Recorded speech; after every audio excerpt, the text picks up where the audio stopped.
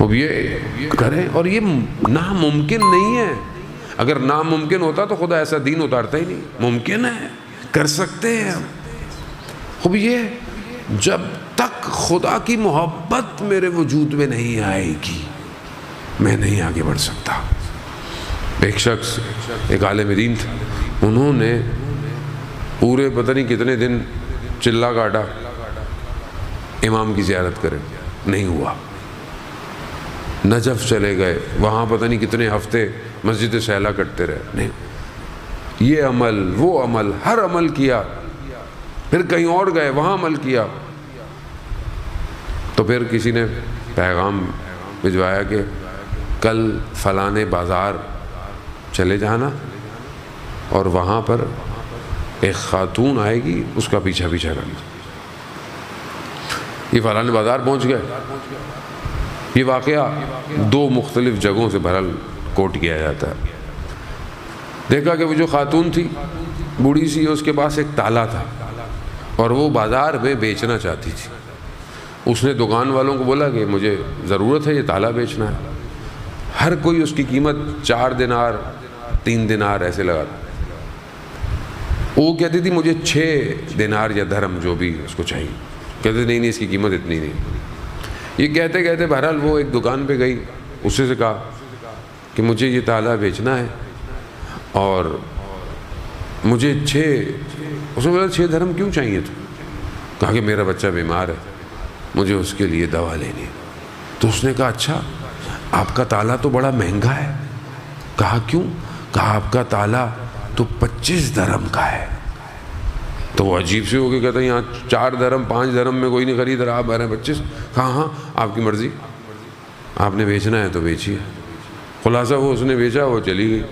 اب یہ پیچھے سے آیا، اس نے بولا کہ تم صحیح کاروباری آدمی نہیں ہو۔ کہا کیوں؟ کہا پورا بازار 4-5 درہم سے زیادہ اس کو دے نہیں رہا، تم نے 25 دے دیے اس کو۔ کہا میں نے تالا نہیں خریدا۔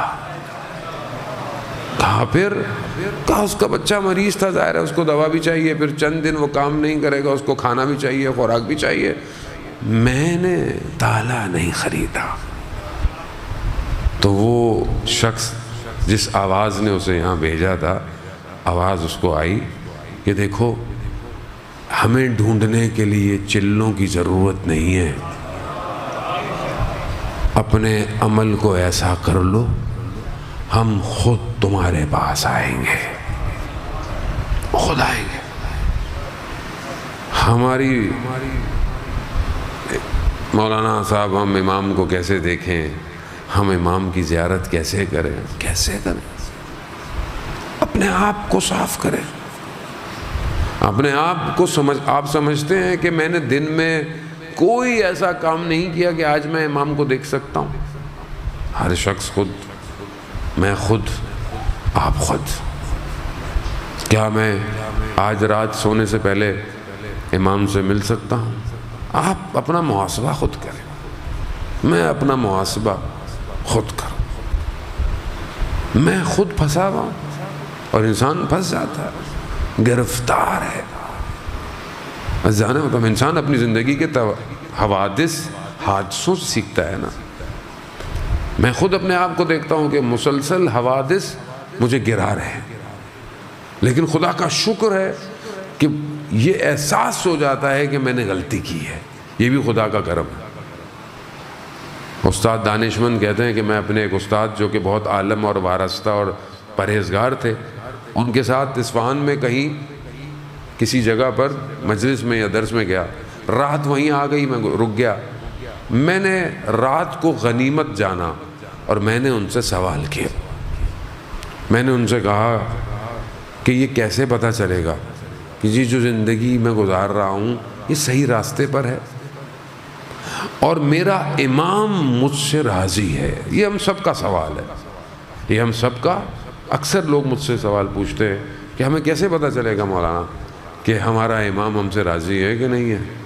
یہ سوال انہوں نے اپنے استاد سے کیا۔ جیسے ہی سوال کیا استاد نے گریہ شروع کر دیا، ہاتھ مارتے جاتے تھے اور روتے جاتے تھے۔ کہا میں کچھ بولتا تھا وہ پھر روتے تھے، پھر روتے تھے۔ میں عجیب سا ہو گیا کہ میں نے پتہ نہیں غلط سوال کر دیا۔ کافی دیر بعد جب وہ خاموش ہوئے تو میں نے ان سے پوچھا استاد میں معافی چاہتا ہوں، میں نے غلط سوال کیا؟ کہا نہیں۔ کہا پھر؟ کہا یہ جو تم نے سوال کیا ہے نا، یہ سوال بتا رہا ہے کہ 80% امام تم سے راضی ہے، ورنہ یہ احساس آپ کے اندر پیدا ہی نہیں ہو سکتا۔ بس آپ کے اندر یہ احساس کیسے پیدا ہو کہ میرا امام مجھ سے راضی ہے کہ نہیں راضی؟ اس کا مطلب کیا؟ اس کا مطلب ہے کہ امام کی نگاہ آپ کے اوپر ہے۔ عزیزان محترم، آیت اللہ غازی طباطبائی سے ان کے شاگرد ہاشم عداد نے پوچھا کیا آپ کی امام زمانہ سے ملاقات ہوئی ہے؟ تو وہ کیا فرماتے ہیں؟ خدا مجھے کوئی ایسا دن نہ دکھائے کہ صبح ہو اور میں امام کی زیارت نہ کروں۔ لیکن یہاں تو آنکھیں، بینائی، بڑھاپا، عزیزان محترم، مشکل ایسی نہیں ہے کہ امام ہمارے پاس آنا نہیں چاہتے، میں کمزور ہوں۔ خوب یہ مجلس عزاداری امام کے قریب کرتی ہے، اور جب امام کے قریب کرتی ہے تو جو ذمہ داری ہے نا اسے ادا کرنا پڑتا ہے۔ کربلا بغیر ذمہ داری کے نہیں چل سکتی، بغیر ذمہ داری لیے اس میں کوئی شخص کربلا میں آئے اور بولے کہ میں کچھ نہیں کروں گا، کیسے ممکن؟ ہر شخص یہ چاہتا تھا کہ سب سے پہلے میں جاؤں۔ میں آپ کربلا کی چیزیں سنتے رہتے ہیں، آپ واقف ہیں۔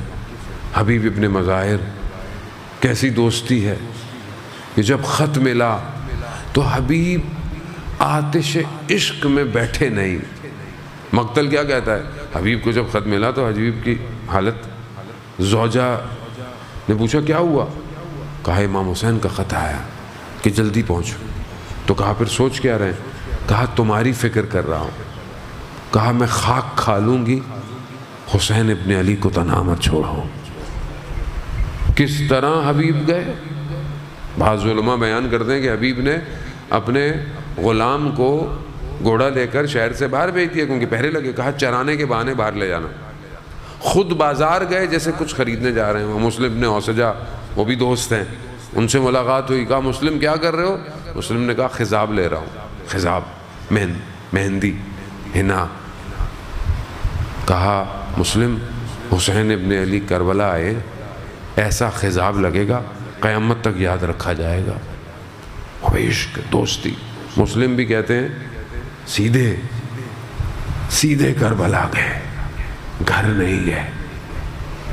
ہم اپنے آپ کو، ہم دیکھیں امام حسین کے صحابیوں جیسا نہیں، کوئی نہیں ہو سکتا، لیکن راستہ تو بتایا نا۔ ہم کیا تیار ہیں کہ اگر ابھی امام کی آواز آئے، ابھی امام کی آواز آ جائے، اللہ کرے کہ آئے، انشاءاللہ آئے، تو کیا میں فوراً اٹھ کے امام کے پاس جاؤں گا؟